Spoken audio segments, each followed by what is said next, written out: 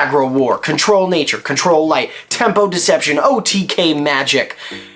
We're going to be talking about what the fuck any of this stuff means in Gods Unchained in today's video.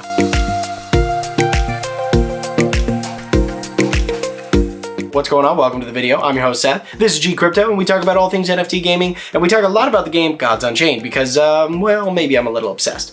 But in today's video, we're going to be talking about a few of the different sort of words that get tossed around a lot in terms of meta deck builds that, up until recently, I didn't really understand. I never really found a place that could concisely explain exactly what the sort of overall or overarching strategy of each of these different deck types could mean in a very simple and easy to sort of understand way. So that's why I wanted to make this video, especially for anybody who's a little bit newer to this card game and maybe card games in general. So yeah, that's what the hell we're talking about. Before we get into the video, do me a favor, make sure to do the things, like, subscribe, all the things. If you're enjoying the video, if you're not, well then, I don't know, fucking leave, I don't care. I'm just kidding. I mean, I hope you stay around. You know what I mean. These terms get said a lot in different card games, but we're talking about them specifically within the context of Gods Unchained. So, I mean, let's just go ahead and get into it. First up on the list, we have aggro. Now, aggro, what that means is you have a deck that's basically designed around a lot of low-cost creatures, getting them out on the field as quickly as possible and just doing face damage to the enemy's god to try to whittle them down to zero and win the game as quickly and as efficiently as possible. It's aggressive, like the name implies. So you're probably going to have almost half of your cards in your deck are going to be like 1 to 3 mana cost cards, probably a lot of 2s, a lot of 3s, because you don't get great cards at 1 mana cost, but you have a lot of 2 and 3 cost mana cards, and your goal is just to get them out on the field as quickly as possible, to buff them up as much as you possibly can, kill off enemies with, you know, spells as often as you can, and just do face damage to the god and win the game. In Gods Unchained, I see a ton of war decks that are, I mean, war, it's sort of in the names of a lot of the different gods, and a lot of the cards that come in the different themes are geared towards one playstyle or another. So war is obviously incredibly good at aggro.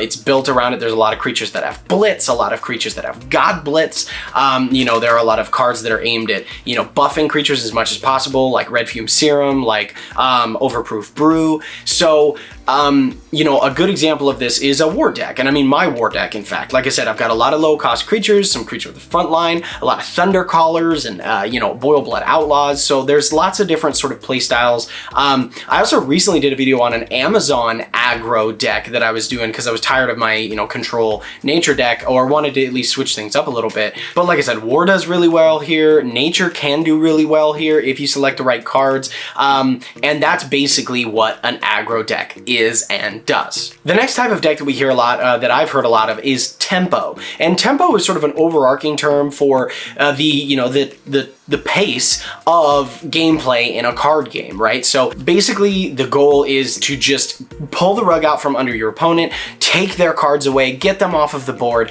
Deception is incredibly efficient at doing this because they have so many cards that, like, you know, like Umbrera, where you can take their creature, use it to attack one of their other creatures, get both their creatures off the board, and then do face damage to the god. You've got cards like Bear Trap that pull cards into their hands. You've got cards that, you know, just basically shuffle them back into their deck or get rid of cards in one way, shape, or another. So Deception is really good at this style of play, as is War. You know, a lot of aggro decks are tempo decks, but not all tempo decks are aggro decks, if that makes sense. So some of these sort of, you know, there's some overlap in some of the different ones that I'll get into. But tempo basically is just maximizing the turns and getting as many things done as quickly as possible, but not necessarily relying on face damage. It's more about, it's like a blend sort of between aggro and control, at least as I understand it and from what I've seen. Next up, third on the list, we have combo decks. Now, combo decks are basically decks that are built with a very specific sort of end goal in mind. Like, you're trying to set up a very specific play. I almost arguably have a death sort of board wipe / combo deck, because what I do is I have the Cursed Necropolis or whatever, where I basically summon 2 zombies at the end of every turn. And then I also have, I forget what the relic is called, I'll pull it up on the screen, but it also summons a zombie at the end of your turn. So basically, if I can get both of these on the board, I can every turn at the end of my turn summon 3 zombies, maybe 4.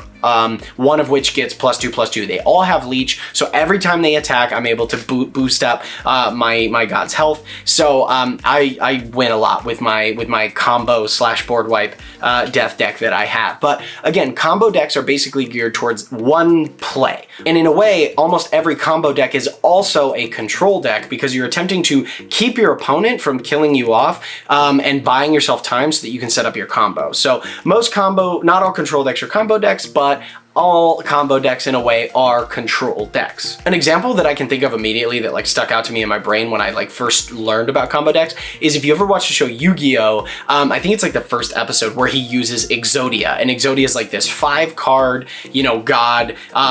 It's, it was just basically, it's like once you play it, the game's over. Like you're basically biding your time and trying to get these specific combinations of cards in play so that you could win the game. That's a good example of a combo deck. Next up, we have, as I said, sort of I kind of already hinted at this, but OTK decks, or one-turn kill. One-turn kill is basically, again, all 1TK decks are basically combo decks in that you're trying to set up a very specific combination of cards and kill your opponent in one turn. Magic does a good job at this with it's like Storm Field. So you basically get a ton of creatures out on the field, and then you use Storm Field to give all of those creatures spell boost +1, and then you have like spell boost 6 or something like that, and then you can use different cards to just deal straight damage to the god. Like if you have spell boost +6 and you have an Epiphany in your hand from Magic, that's 12 damage straight to the god's face.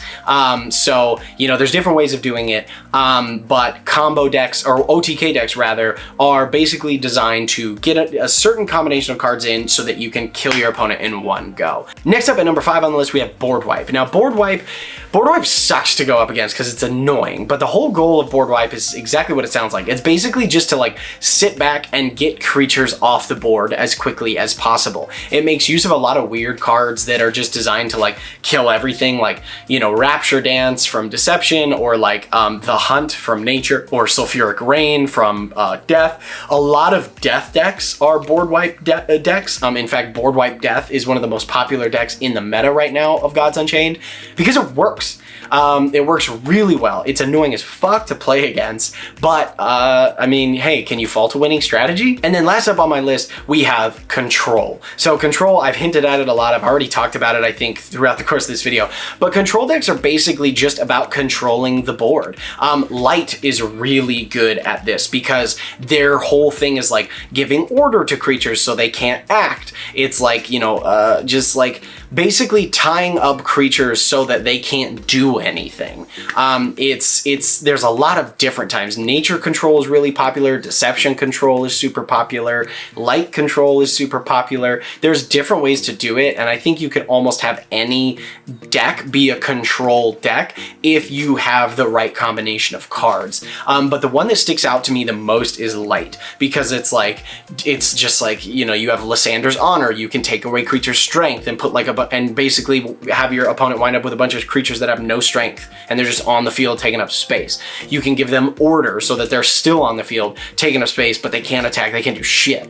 You can have all these different cards that, you can do Light's Levy and turn your opponent's creatures into acolytes and then gain control of them.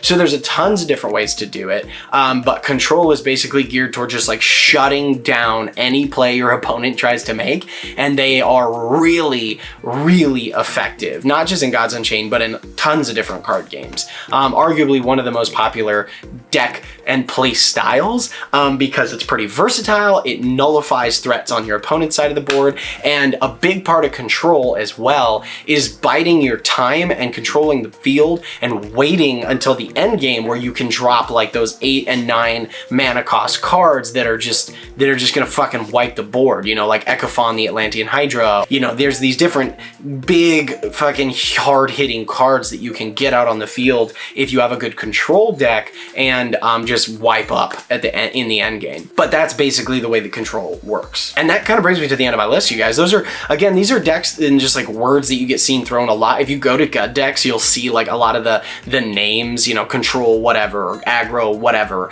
all these different names and these buzzwords that get thrown around a lot in the meta. But if you want to see specific examples, especially from some of the top players, I would go to God decks, check out specific ones, and see like what the cards are, like what their strategy is, how they play those cards. There are some really effective players out there, and they make great use of these different strategies, and there's all kinds of different deck types that you can have, and that's what makes this game so fun and so fresh, is like you can constantly like swap things around and test out different strategies and just have fun with different builds and trying to accomplish different things in the game itself. So that has been it for me today, you guys. I hope you got something out of this video. If you did, make sure to like it, make sure to subscribe if you want to see more shit like this. But I hope you enjoyed, and we will catch you in the next one. Don't forget to game it till you make it. Bye, guys.